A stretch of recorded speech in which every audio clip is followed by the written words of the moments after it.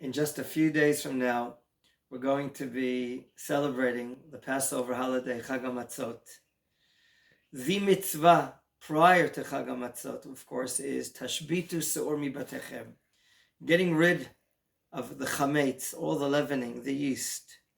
Of course, we know that resembles and is metaphorical to the Yetzer Hara, the evil inclination, things that are really not part of us. In order to reach a pinnacle, the heights of the holiday of Passover, getting close to our national connection to godliness, we have to first get rid of any evil things, any bad things, bad habits, bad behavior, bad speech, bad observations. That's what the leavening is metaphorical to. And then on that night, on the night of the Seder, the greatest night of our calendar year, we're going to sit down, hopefully in Jerusalem that'll be rebuilt. But if not, we're going to sit down with our families all over the land of Israel and all over the world.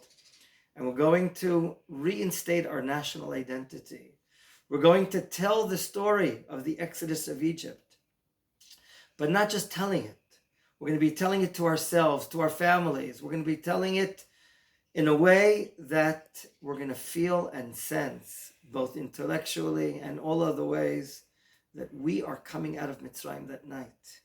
And therefore, the Rambam, Maimonides, in his version, in the Mishnah, the 10th chapter of Masechet Pesachim, Tractate Pesachim, Rabban Gamliel says, Chayav Lisaper, a person has to tell the story, Chayav Laharot et atzmo, he has to show himself, he has to demonstrate.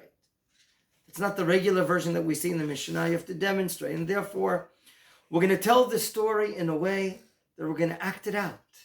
We're going to stand up, we're going to be taking things, we're going to be putting on short skits in order to sense this matter that we, our families, our children, understand that tonight is not just any other night. The Exodus of Egypt is not just a departure.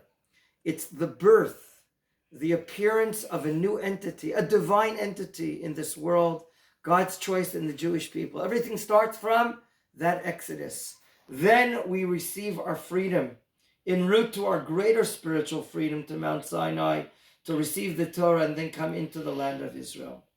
May this Seder night be for all of us a very special event, an event that we're going to take into our hearts, into our minds, and realize